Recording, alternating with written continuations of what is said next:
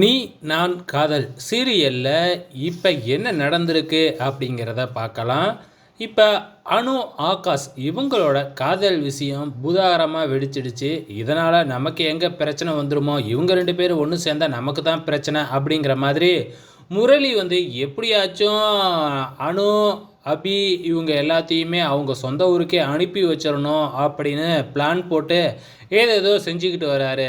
அதே டைமில் இந்த ஆகாஷ் இருந்துக்கிட்டு அவங்க ஊருக்கு போகக்கூடாது, போக விடாமல் நான் ஒரு வழி பண்ணுறேன் பாருங்க அப்படின்னு தன்னோட அண்ணங்கிட்டையும் சொல்லிக்கிட்டு இருக்கிறாரு. இதை முரளி கேட்டுட்டு ஆகாஷை போக விடக்கூடாது அப்படின்னு சொல்லிட்டு ஆகாஷ் குடிக்கிற பாலில் தூக்க மாத்திரையை ஹெவியாக கலந்து கொடுத்துட்றாரு. ஸோ அதை குடித்த ஆகாஷ் வந்து பார்த்திங்கன்னா அப்படியே மயங்கி பெட்லேயே விழுந்துடுறாப்புல.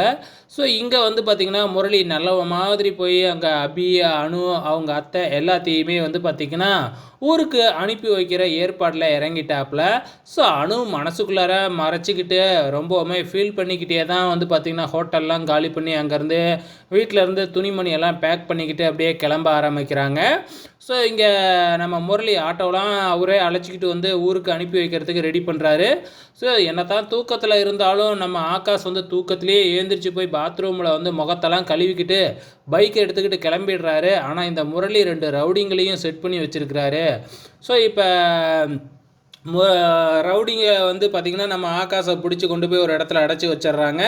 இங்கே முரளி வந்து பார்த்திங்கன்னா நம்ம அனு, அவங்க அத்தை, நம்ம அபி 3 பேத்தையும் ஆட்டோவில் ஏற்றி அனுப்பிச்சிட்டு அப்பாடா இப்போ தாண்டா சந்தோஷமாக இருக்குது, இதுக்கப்புறம் நமக்கு பிரச்சனையே இல்லை அப்படிங்கிற மாதிரி நினச்சிக்கிட்டு இருக்கிறாரு.